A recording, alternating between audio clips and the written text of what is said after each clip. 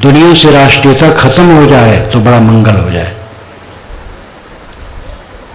राष्ट्रीयता के चक्कर में सभी देश के राजनयिक और मंत्री, राष्ट्रपति, प्रधानमंत्री सेना इकट्ठी करते हैं, बम बनाते हैं। भारत इतना बड़ा देश है, यूरोप के कई देश, तो हमारे उत्तर प्रदेश इतना नहीं है, लेकिन कोई प्रदेश का झगड़ा नहीं है,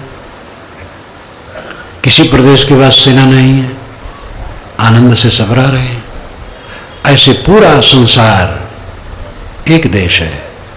राष्ट्रीयता की भावना दुनिया से उच्छिन्न हो जाए तो देश का, दुनिया का कल्याण हो जाए। इतनी सेना की जरूरत नहीं, एटम बम बनाने की जरूरत नहीं, इतने अस्त्र शस्त्र की जरूरत नहीं। अगर ये कभी हो पाए तो बड़ा अच्छा होगा। दूसरे लोग रखते हैं ऐसा भाव तो हमें रखना पड़ता है। अपने देश की रक्षा के लिए हमें भी चिल्लाना पड़ता, भारत देश हमारा है, और इस पर कोई उंगली उठाएगा तो उसकी उंगली तोड़ देंगे, क्योंकि दूसरे लोग ऐसा करते हैं तो मजबूर होकर करना पड़ता है। जैसे उत्तर प्रदेश वाले मध्य प्रदेश वालों को चढ़ बैठेंगे, ऐसा नहीं कहा जाता है, क्योंकि एक देश है। ऐसे पूरा संसार एक देश है। ऐसा हो जाएगा जब बड़ा मंगल होगा। राष्ट्रीयता भावना की जरूरत ही नहीं दुनिया में है। राष्ट्रीयता की भावना भी दुनिया के लिए नरक है। जैसे प्रादेशिक भावना बंबई में उभारे कुछ नेता, जनता ने साथ नहीं दिया, उनको चुप होना पड़ा। ये सब घृणित भावनाएं हैं। ऐसे अंतर्राष्ट्रीय स्तर पर राष्ट्रीय भावना खत्म हो जाए तो बड़ा अच्छा हो, लेकिन एक स्वप्न है, ऐसा कभी हो तो अच्छा है। सांप्रदायिक भावना जहरीली है। हमारे ही मार्ग के लोग मोक्ष और स्वर्ग पाएंगे, दूसरे संप्रदाय वाले नरक में पड़ेंगे और भवसागर में भटकते रहेंगे। महा झूठ बात है। स्वर्ग नरक मन की बात है। मन मैला है, ईर्ष्यालु है, विकारी है तो नरक है। मन पवित्र है, निर्मल है, स्वर्ग है। चारों तरफ से तृष्णा और आसक्ति में जकड़े हैं, यही बंधन है। तृष्णा समाप्त हो गई, आसक्ति खत्म हो गई, यही मोक्ष है। ये व्यक्तिगत चीज है, संप्रदाय की चीज नहीं। सब संप्रदाय में अच्छे बुरे होते हैं। संप्रदाय बनते और मिटते हैं, धर्म बनता मिटता नहीं। धर्म कहते जो जीवन को धारण करे। जीवन को धारण करना क्या है? खाते पीते तो सब है, सबका जीवन धारित है। जीवन धारण का अर्थ है जीवन को जो धारण करे वो नैतिकता है। नैतिक जीवन हो, धर्म नैतिक जीवन है। शील, क्षमा, करुणा, दया, प्रेम, ये धर्म है। बाकी तो मजहब है। इस्लाम 1430 वर्षों से है, 30-31 वर्ष हो रहे हैं। ईसाईयत 2000 वर्षों से है। बुद्धत्व, जैनत्व 2500 वर्षों से है। लेकिन दोनों के साहित्य भी, बुद्ध के साहित्य ईसा के लगभग बने हैं और जैन के तो ईसा के 500 वर्ष बाद बने हैं। हिंदू शब्द वेदों में कहीं नहीं है, समस्त वैदिक साहित्य में नहीं है, रामायण महाभारत में भी नहीं है, ये पुराणों में है। 2500 वर्षों से प्रचलित है। लेकिन धर्म सनातन है, नित्य है, अनादि है, अनंत है। अपने पर संयम और दूसरे के लिए शील का बर्ताव, यही धर्म है। एक वाक्य में कहें, जो अपने पर जितना संयमित होगा दूसरे के साथ उतना शील का बर्ताव करेगा। जो जितना असंयमी होगा दूसरे के साथ क्रूर बर्ताव करेगा। महाराज राम ने अपने पर शील का बर्ताव किया तो माता पिता भरत सबके साथ अपने पर संयम का बर्ताव किया महाराज राम ने, तो माता पिता और भरत सब के लिए शील का बर्ताव किया। भरत ने अपने पर संयम रखा, राज को नहीं लिया, तो राम के लिए उन्होंने शील का बर्ताव किया। कौरव पांडव दोनों संयमहीन, तो दोनों दोनों के लिए क्रूर बन गए। एक महाकाव्य भ्रातघाती युद्ध और एक महाकाव्य भाईचारे की किताब बनी। जो अपने पर जितना कम संयम करेगा उतना वो क्रूर होगा। पूरे संयम में पूरी अहिंसा है। जो पूर्ण संयमित है, जिसने अपने आप पर पूरा नियंत्रण कर लिया, वो किसी को तकलीफ नहीं देगा। वो सह लेगा तकलीफ, दूसरे को तकलीफ नहीं देगा। ये धर्म है। बाकी मजहब है, समय समय से बनते हैं, बदलते हैं। राम राम जब 1000 वर्षों से, उसके पहले नहीं था। कृष्ण नाम जब पुराना है, आज से 2500 वर्ष पूर्व से श्री कृष्ण वासुदेव की भक्ति है, लेकिन उसके पहले नहीं है। गॉड शब्द जो विश्व प्रसिद्ध है, ये 600-700 वर्षों से, उसके पहले नहीं था। जितने नाम रूप कल्पित किए जाते हैं ये क्षणिक होते हैं, लेकिन संयम और शील ये मनुष्य के साथ है। किसी लोक में हम चले जाएं, वहां मनुष्य हो, विकसित हो, तो सनातन धर्म वहां भी होगा। वो क्या है? संयम और शील। अपने पर संयम और दूसरे के लिए शील का बर्ताव, ये वहां भी होगा। लेकिन इस भूमंडल का कोई पूजा पाठ वहां नहीं होगा। न कुरान, न वेद, न बाइबिल, न राम कृष्ण, न मोहम्मद, न ईसा, कोई नहीं। दूसरे भूमंडल में अपने ढंग से कुछ होगा, लेकिन जो सनातन धर्म है वो तो विश्व में कहीं भी मनुष्य हो, संयम और शील। अपने पर संयम रखो, दूसरे के साथ शील, कोमलता का बर्ताव अपने आप होगा। ये धर्म का तत्व है। संप्रदाय, सांप्रदायिक जहर कि हमारी किताब ईश्वरी है और हमारा महापुरुष ईश्वरी है, तो दूसरे को अनिश्वरी कहेंगे, बस वहीं जार पैदा होगा। सारी किताबें मानवीय हैं और सारे महापुरुष मनुष्य हैं, इसलिए सबका आदर होना चाहिए। कोई आकाश से किताब जब आएगी तब मान लिया जाएगा, अथवा ईश्वर चिल्ला के कह देगा, पूरी दुनिया में गूंज कर देगा, मेरी अमुक किताब है, सब मान लेंगे। हवा को सब मानते हैं, चांद सितारे को सब मानते हैं, किताब को भी मान लेंगे। ऐसा कुछ नहीं है। क्यों लड़ते हैं इसके लिए? झूठा अहंकार। इसलिए शुद्ध मानवता होनी चाहिए और धर्म के क्षेत्र में सांप्रदायिक भावनाओं से ऊपर उठ करके सदाचार पर जोर देना चाहिए। संप्रदाय बुरे नहीं होते हैं, जब हम उसको ईश्वर और किताब से जोड़ देते हैं तब जहरीले हो जाते हैं। जब हम मान लेते हैं कि हमारी किताब ईश्वरी है और हमारा महापुरुष ईश्वरी है, तब वो जहरीला हो जाता है। दूसरे को अनिश्वरी फिर कहते हैं, जबकि सारी किताबें मानवी हैं और सारे मनुष्य महापुरुष मानव हैं।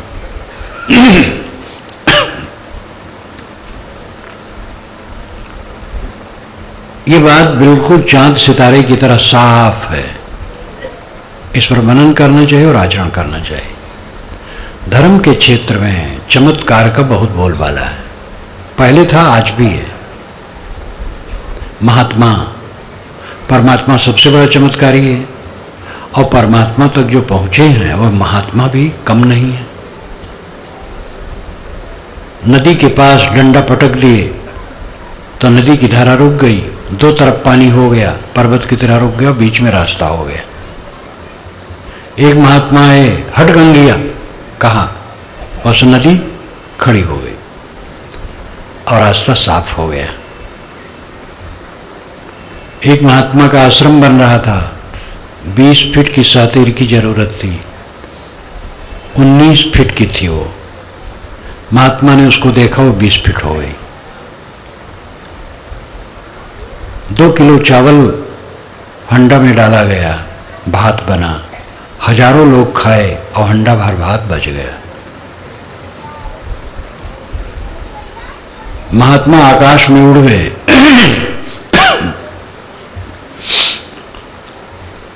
सबके मन की बात को महात्मा जानते हैं, जो चाहें सो कर दें। आशीर्वाद और शाप ये पुराणों में व्याप्त है, धर्म के ग्रंथों में। ये सब जालसाजियां हैं। धर्म के नाम पर कमाने खाने का धंधा है। प्रकृति के विरुद्ध कुछ भी नहीं होता है। कोई भी लकड़ी एक सूत नहीं बढ़ सकती है, चाहे 1000 महात्मा उसको देखें और चाहे 1000 ईश्वर देखें। असंख्य ईश्वर मिलकर के धान को गेहूं नहीं बना सकते हैं। जो है सो है। ईश्वर का बवंडर, देवता का बवंडर, महात्मा का बवंडर इतना ठाना गया कि प्रकृतिगत बातें भूल गई, कारण कार्य की व्यवस्था भूल गई, तत्व चिंतन भूल गया। महात्मा जो चाहे सो कर दे। मध्य प्रदेश में मेरा प्रवचन हो रहा था, बैठे थे लोग, बादल आ गया, पानी बरसने लगा, लोग बिखर गए। बरामदे में कुछ लोग बैठे। ये घटना कोई 40 बरस की होगी। एक पादरी भी बैठे थे। जब बरामदे में बैठे तो पादरी ने कहा कि महाराज हमारे यहाँ भी बड़े पादरी आए थे, तो आंगन में प्रवचन हो रहा था उनका, इतने में बादल आ गया और बरसने की संभावना हो गई। तो उसने वो हाथ उठाया बड़े पादरी ने ऊपर, कहा जय यीशु, बादल फट गए। ऐसी बातें यहां भी कम नहीं है। कबीर साहब ने सबका खंडन किया है। काहू के बचने फुरे काहू करामाती, मान बढ़ाई ले रहे हिंदू तुर्क जाति। बात ब्योते आसमान की मुद्दत निरानी, बहुत खुदी दिल राखते बूढ़े बिन पानी। कहीं कबीर कासो को सकलो जगंदा, सांचो सो भागा फिरे झूठे के बंदा। किसी का बचन फुर हो रहा है, कोई आकाश में उड़ रहा है। सब हिंदू मुसलमान भटके। हिंदू मुसलमान नाम लिए साहब, सबको कहते हैं। कबीरपंथी हो, अगर वो मानता कबीर साहब आकाश में उड़ते रहे तो झूठ कहता है। कबीर साहब के लिए कम चमत्कार थोड़े है, बहुत है। जिसका कबीर साहब ने जीवन भर विरोध किया है, पौराणिक कबीरपंथियों ने उस सब साहब को लगा दिया है, और इतना लगा दिया है कि रामकृष्ण पीछे पिछड़ गए। कबीर साहब को और चमत्कारी बना दिया गया। ये सब बिल्कुल गलत है। चमत्कार नाम की चीज दुनिया में कहीं नहीं है। कारण कार्य व्यवस्था के भिन्न होना चमत्कार है, और कारण कार्य व्यवस्था से भिन्न कुछ नहीं होता है। जैसे नर नारी से बच्चा होता है, तो किसी के हाथ से हो जाए, मुंह से हो जाए, नाक से हो जाए, कैसे होगा? ये कारण कार्य व्यवस्था के विरुद्ध है। 1 किलो चावल है तो 1 किलो चावल का भात रहेगा, अधिक कहां से हो जाएगा? जितने चमत्कार हैं सब छल कपट हैं और धार्मिक ग्रंथों में भरे हैं, और इसमें कोई बचा नहीं। हिंदू, मुसलमान, ईसाई, यहूदी, बौद्ध, जैन और पौराणिक कबीरपंथी भी। पारक सिद्धांत इसको साफ इनकार कर देता है। चमत्कार मनुष्य को दुर्बल बनाता है। चमत्कार फैला करके धार्मिक लोग मनुष्य के मस्तिष्क को कमजोर बनाते हैं। उसके पश्चात उनका आर्थिक, मानसिक सब प्रकार का शोषण किया जाता है। पहले भूत प्रेत पैदा किया जाता है, भूत प्रेत से ग्रसित लोगों को फिर बेवकूफ बनाया जाता है। भूत प्रेत कहीं नहीं होते हैं, भूत प्रेत बिल्कुल झूठ है। अंधविश्वास में समाज डूबा है। कबीर साहब ने इसके लिए कड़ा उपदेश किया, हर बात पे कहा। अद्भुत शक्ति थी उनकी, और कितना निर्भय दृष्टिकोण, और सब समझ लेना। ये ब्रह्मभूत सकल जग खाया, जिन जिन पूजा तिन जगड़ाया।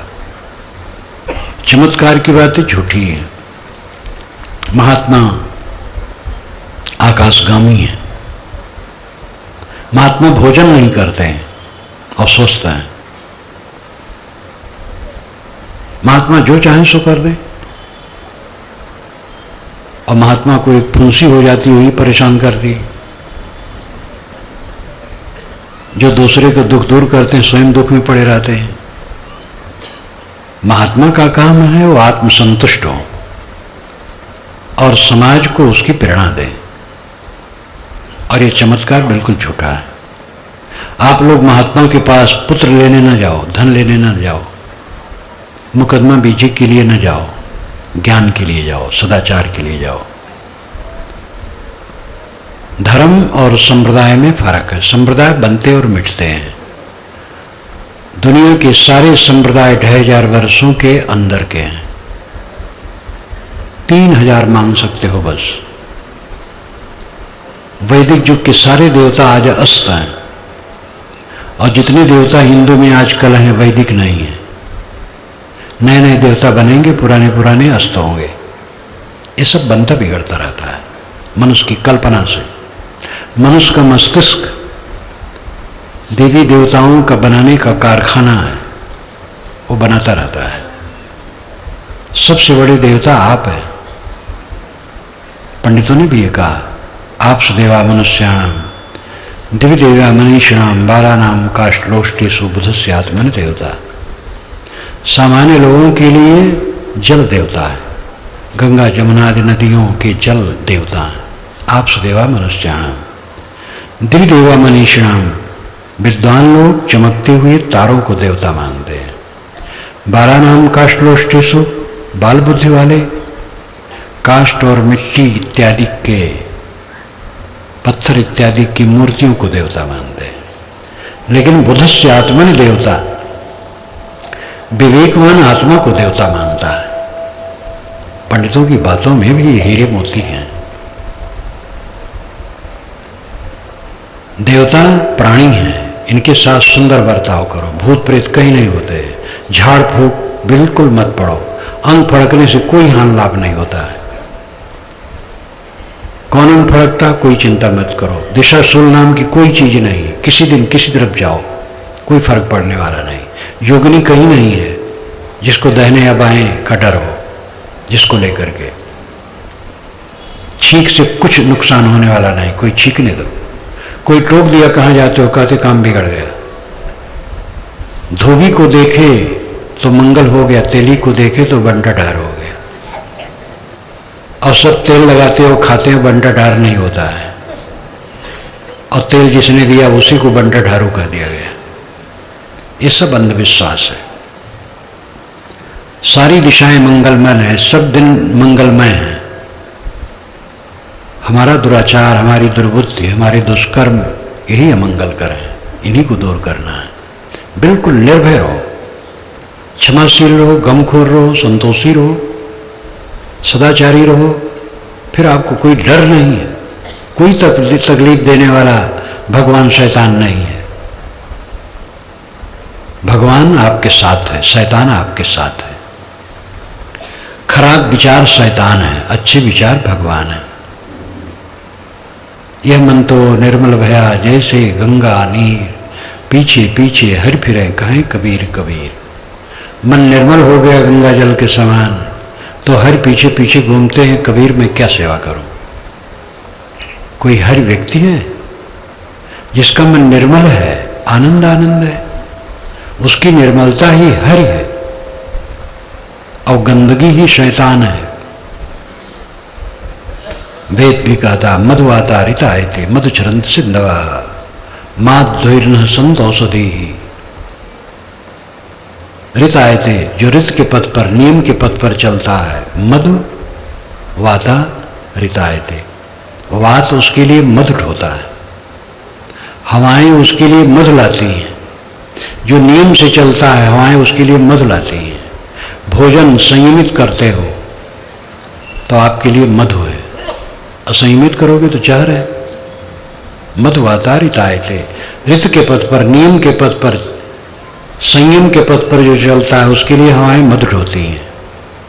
मधुचरंत सिंधवा, उसके लिए नदियां मधु बरसाती हैं, बहाती हैं। सिंध नदी के आसपास वेद के मंत्र बहुत बने हैं, इसलिए सिंध नदी का महत्व वेदों में बहुत है। सिंधवाह बहुवचन में कह करके नदियों के लिए कहा गया। सारी नदियां उसके लिए मधु बहाती हैं। और माध्वैर्न संतोषधि, औषधि, वेद में वनस्पतियों को औषधि कहा गया है। सारी वनस्पतियां उसके लिए मधु बरसाती हैं। कितना बढ़िया कथन है। पीछे पीछे हर फिरें कहें कबीर कबीर साहब का हिंदी में और वेद का ये संस्कृत में, दोनों अमृत है। अपना जीवन, अपना मन ठीक कर लो, कोई दुख देने वाला नहीं, कोई दुख दे नहीं सकता है। मनुष्य का ऐसा जीवन है, विवेक जगाए, पूर्ण विवेकवान हो जाए, मन निष्काम और निर्मल कर ले और पूर्ण निर्माणी हो जाए, कोई तकलीफ नहीं होगी। कामना रखेगा, अहंकार करेगा, तकलीफ होगी। धर्म और मजहब में फर्क है, हमें धर्म का आचरण करना चाहिए। मजहब संप्रदाय बन जाते हैं, बुरा नहीं है, क्योंकि कोई महापुरुष के पीछे जब हजारों लाखों हो गए तो संप्रदाय बनेगा, और संप्रदाय में भेद होता चला जाएगा। सभी मतों में तमाम संप्रदाय बन गए हैं, ये मनुष्य का स्वभाव है। लेकिन ये माने कि संप्रदाय केवल सुविधा के लिए है। एक साथ हम बहुत से लोग उपासना साधना कर सकते हैं, ये नहीं कि हम धर्म और मोक्ष के ठेकेदार हैं। स्वर्ग और मोक्ष हमारी ठेकेदारी में, हमारे संप्रदाय में है। ये क्रूरता का व्यवहार है, क्रूरता है, और ये क्रूरता हर जगह है, बिरली जगह नहीं जहां विचार है। एक वैष्णव दूसरे वैष्णव को छोटा कहता है, एक मुसलमान दूसरे मुसलमान को छोटा कहता है। यात्रा में एक सुन्नी सज्जन हमारे सामने थे कि महाराज सिया का पानी कभी नहीं पीना चाहिए, ये बड़े खोटे होते हैं। मैंने कहा भाई सिया और सुन्नी हमारे लिए सब बराबर है। तो ये हर जगह रोग है अहंकार का, ये विवेक से मिटेगा। और इसके विषय में इतना काफी है कि सारी किताबें मनुष्य की रचनाएं और सारे महापुरुष मनुष्य हैं। ये जब स्वीकार लिया जाएगा तो सांप्रदायिकता का जहर खत्म हो जाएगा। कुल किसके लिए है? सब कुछ किसके लिए है? आत्म कल्याण के लिए है, आत्म शांति के लिए है। जीवन किसके लिए है? बस खाते रहो, ये मशीन है, इसमें डाल दो और निकाल दो बस। जीवन है कल्याण के लिए, और कल्याण का काम नहीं होता है। सब कुछ होता है, कल्याण का काम नहीं होता है। तो क्या हुआ?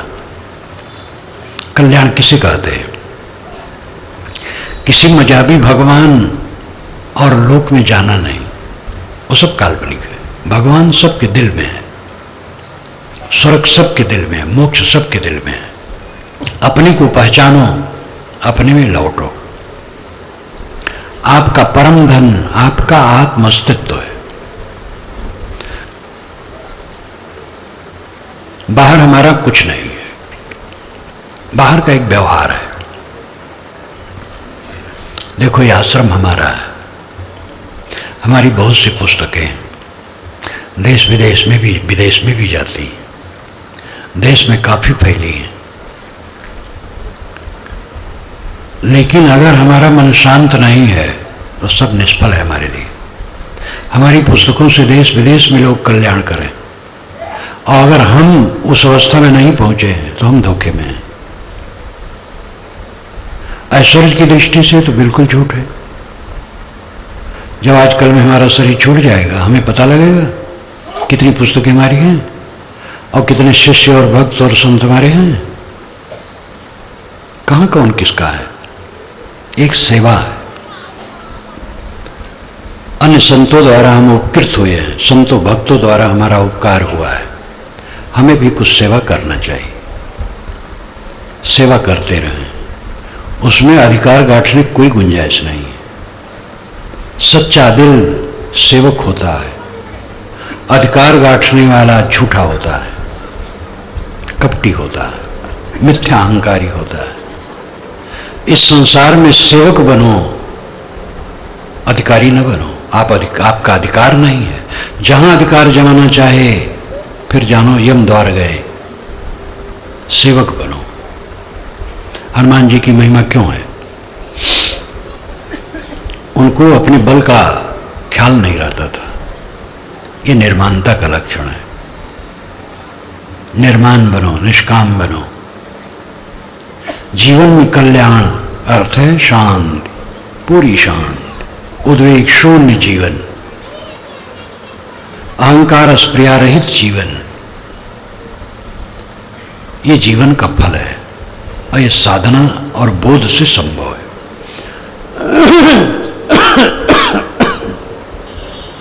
पहले तो बोध होना चाहिए।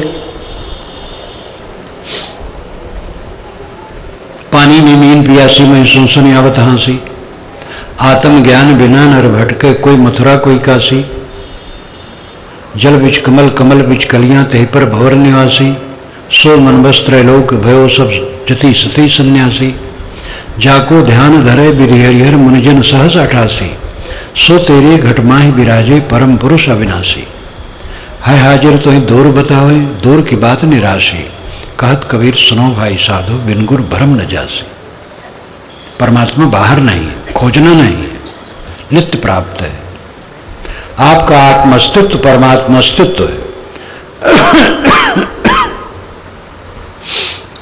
उसको समझिए और अपने में लौटिए। आपकी जो चेतना है, ज्ञान है, जानी दशा है, दृष्टा की स्थित है, मैं हूं, मैं देखता हूं, जानता हूं, ये कौन कहता है? अस्ति कश्चित स्वयं नित्यम अहम प्रत्यलंबन। अवस्था त्रय साक्षी पंचकोश विलक्षणा, स्वामी शंकराचार्य कहते हैं। अस्त है कश्चित कोई, स्वयं खुद, अस्ति कश्चित स्वयं नित्यम नित्य सदा। बोध प्रत्यलंबना, बोध प्रत्यय, बोध नाम ज्ञान, प्रत्यय वृत्ति, लंबना आधार। ये बोध वृत्ति का जो आधार है वो कोई स्वयं नित्य सत्ता चेतन आत्मा है। कोई विनम्रता से कहते हैं वो मैं हूं। अवस्था त्रय साक्षी, तीनों अवस्थाओं का मैं साक्षी हूं और पंचकोश से विलक्षण हूं। शंकराचार्य ने इसमें बहुत बढ़िया कहा है। आपन पो आप ही बिसरो, जैसे स्वान कांच मंदिर में भरमित भूस मरो।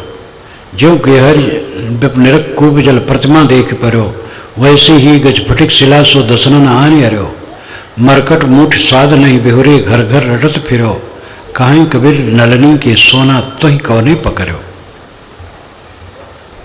अपना आपा स्वयं भूल गए हो। एक सिंह पानी में प्रतिबिंब देखा, दूसरा सिंह समझा, उसको मारने के लिए कूदा और डूब के मार गया। एक कुत्ता दर्पण कक्ष में अपना प्रतिबिंब देखा, दूसरा कुत्ता समझा, भूंकते भूंकते मर गया। एक हाथी स्फटिक शिला में अपना प्रतिबिंब देखा, दूसरा हाथी समझा, उसमें सिर मार मार के मर गया। बानर चने में घट में रखे हुए चने को, सुराही में रखे हुए चने को देखा, हाथ डाला, मुट्ठी बांधा तो मुट्ठी नहीं निकली क्योंकि सुराही थी। चना का लोभ नहीं छोड़ा, कलंदर ने पकड़ लिया, घर घर नाच रहा है। कहीं कबीर नलनी के सोना तो ही कौने पकड़ो। बड़ी करुणा से साहब कहते हैं, नलिका के सुगना। नलिका कहते हैं यंत्र को जिसमें सुगा फंसाया जाता है। लाल मिर्ची लगा दी जाती है, सुगा आता है, उसको खाने के लिए बैठता है, बस चरखी घूम जाती, फंस जाता है। कहीं कबीर नलनी के सोना तो ही कौने पकड़ो। अय नलिनी के सुगना, तेरे को किसने पकड़ा है? तो लाल मिर्ची के खाने के लोभ में स्वयं अपने को पकड़ा दिया है। हम भोगों में पड़ करके स्वयं अपने को पकड़ाते हैं, मोह लोभ में पड़ करके स्वयं अपने को पकड़ाते हैं। आपन पो आप ही बिसरो, अपने आपन पो को समझो। आपकी सत्ता महत्ता निर्मल निर्दोष अकेला अद्वैत असंग है। आप में द्वैत नहीं है। द्वैताद्वय भयम भवति। द्वैत होने से वही निश्चय भयम भवति, भय होता है। द्वैत मन है, मन की कल्पना में रहोगे भयभीत रहोगे। मन की कल्पना छोड़ दो, अकेला अद्वैत। पारक सिद्धांत भी अद्वैत ही कहता है, लेकिन जड़ चेतन मिलाकर नहीं। जड़ अलग है, चेतन अलग है, और एक चेतन से दूसरा चेतन अलग है। कहते एक ही आत्मा है, एक ही आत्मा का अर्थ है जैसे एक ही मनुष्य, मतलब एक समान मनुष्य है, ऐसे एक प्रकार का ही आत्मा है। जो आत्मत्व है एक ही, जैसे गोत्र, गाय मात्र का गोत्र एक है, गायपना एक है, वैसे मनुष्य मात्र का मनुष्यपना एक है, लेकिन मनुष्य व्यक्तित्व में अलग अलग है। जनन मरण करणानाम प्रतिनियमादि युगपत् प्रवृत्तेश्च पुरुष बहुत्तम सिद्धम त्रैगुण विपर्याच्चैव। इस सांकारिका का वचन है। जनन जन्मना, मरण मरना, जनन मरण करणानाम प्रतिनियमात, करणों के प्रतिनियम, कर्ण कहते हैं आँख नाक कान जीभ चाम इत्यादि को, इनके सबके नियम अलग अलग हैं। अयुगपत प्रवृत्तिश्च, सबकी प्रवृत्ति अयुगपत है, युगपत नहीं है। एक खड़ा है तो एक बैठा है, एक सो रहा है, एक जाग रहा है। त्रैगुण विपर्याच्चैव, तीनों गुणों में विपर्य है, कोई सतोगुणी, कोई रजोगुणी, कोई तमोगुणी। इसलिए पुरुष बहुत्तम सिद्धम, चेतन बहुत है, एक नहीं है। आत्मा अलग अलग है और जड़ से अलग है। अद्वैत का अर्थ है सारे संकल्पों को छोड़ के शांत हो जाना। दो आदमी झगड़ा कर रहे थे, कहा था अद्वैत सच है, कहा था द्वैत सच है। दोनों झगड़ा करते करते कबीर साहब के पास आए।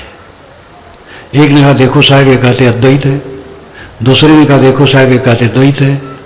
साहब ने कहा दोनों ठीक कहते हो। उन्होंने कहा दोनों कैसे ठीक हो गए? तब उन्होंने समझाया और उसके बाद ये साखी बनाई। एक कहो तो है नहीं, दो कहो तो गारी, है जैसा रहे तैसा कहें कबीर विचारी। अगर एक कहूं तो है नहीं, अनेक तो बैठे, एक कहाँ है? चेतन आत्माएं भी अनेक हैं, तत्व अनेक हैं, एक तत्व में असंख्य कण हैं, तो एक कहाँ? लेकिन जब साधक सारे संकल्पों को छोड़ के आत्म शांत हो गया तो वहां द्वैत कहाँ है? मन द्वैत बनाता है, मन शांत हो गया, संकल्प शांत हो गए तो द्वैत कहाँ है? संकल्प द्वैत बनाता है, संकल्प शांत हो गए, द्वैत खत्म हो गया। तो उस अवस्था में पहुंच करके द्वैत कहाँ है? एक कहूं तो है नहीं, दो कहूं तो गारी, है जैसा रहे तैसा कहें कबीर विचारी। ये जगत नानात्मक है, नानात्मक रहेगा, और समाधि में पहुंच करके अद्वैत होता है, वो अद्वैत रहेगा। जो वेदांतियों को बहुत उलझन की बात है, साहब ने एक दोहा में साफ कह दिया, एकदम वैज्ञानिक, कोई भी समझ सकता है। अंतिम अवस्था अद्वैत है, अकेलापन है। उसी को असंग कह सकते हो, निर्वाण कह सकते हो, स्वरूप स्थित कह सकते हो, आत्मलीनता कह सकते हो, हकबीनी कह सकते हो, ये अपना अपना शब्द है। तो परमात्मा बाहर नहीं, परमात्मा आत्मा है। मन को समेट करके आत्मलीन हुआ, परमात्मा को पा गया। और ये सब प्राणी परमात्मा रूप हैं, मखलूक ही मजार खालिक है, और इंसान अशरफ उल मखलूकात है। ये सूफी संत भी कहते हैं, इस्लामिक संत, मखलूक ही मजार खालिक है। मखलूक प्राणी, मजारे साफ स्पष्ट, खालिक ईश्वर। ये प्राणी ही प्रत्यक्ष ईश्वर है और इंसान अशरफ उल मखलूकात है, और इंसान उन प्राणियों में सर्वोच्च है। ये ध्वनि हर तरफ से है, क्योंकि अनुभव का यही विषय है। बाहर से कहीं परमात्मा मिलता है, आंख से रूप मिलता है, नाक से गंध, चाम से स्पर्श, जीभ से रस, नाक से गंध, मन से संकल्प विकल्प। परमात्मा कहां से मिलता है? किस इंद्रिय से? संयोग जनित चीज तो प्रकृति की चीज है, परमात्मा मिलता नहीं है, क्योंकि परमात्मा बिछुड़ा नहीं है। परमात्मा तो सब समय, परमात्मा बिछुड़ नहीं सकता है, अलग नहीं हो सकता है। हमारा एहसास अलग हो गया है, इसलिए हम राग द्वेष में सड़ रहे हैं। जो निरंतर परमात्मा में जीता है, मंगलमय, ये आत्मा परमात्मा है। अपने महत्व को समझिए, और जितना हम अपने महत्व को समझेंगे, कूड़ा कचरा मन में नहीं रखेंगे। साफ चद्दर और गोबर उस पर रख ले, कौन समझदारी है। परमात्मा को जहां बैठाना है वहां राग द्वेष चलेगा। चित्त में जिसके राग द्वेष हैं परमात्मा बैठेगा। कहने में सब द्वैत है। साफ मन में परमात्मा बैठेगा तो द्वैत हो गया। ये कहने का तरीका है। अर्थ है जिसके मन में राग द्वेष है वो अपने स्वरूप में स्थित नहीं हो सकता है। अनुराग जे निज रूप सो जगते विलक्षण देखिए, संतोष सम शीतल सदा दम देहवंत न पेखिए, निर्मल निरामय एक रस्ते हर शोक न व्यापई, त्रैलोक पावन सो सदा जय की जाकी दशा ऐसी भई। ये गोस्वामी जी ने विनय पत्रिका में कहा है। अनुराग जे निज रूप सो जगते विलक्षण देखिए, जिसको निज रूप से अनुराग है, आत्मा से अनुराग है, वो जगत से विलक्षण रहता है। संतोष सम शीतल सदा, वो संतोषी होता है, सम होता है, चित्त को शांत रखता है, शीतल उद्वेग शून्य होता है। संतोष सम शीतल सदा, दम इंद्रियों पर संयमी होता है, देहवंत न पेखिए, देहाभिमानी नहीं होता है। निर्मल निरामय एक रस, उसका मन निर्मल होता है, निरामय रोग रहित विकार रहित, एक समान रहता है, क्षणे रुष्टि क्षणे तुष्टि नहीं रहता है। ते हर शोक न व्यापी, उसके मन में हर शोक नहीं व्यापते हैं।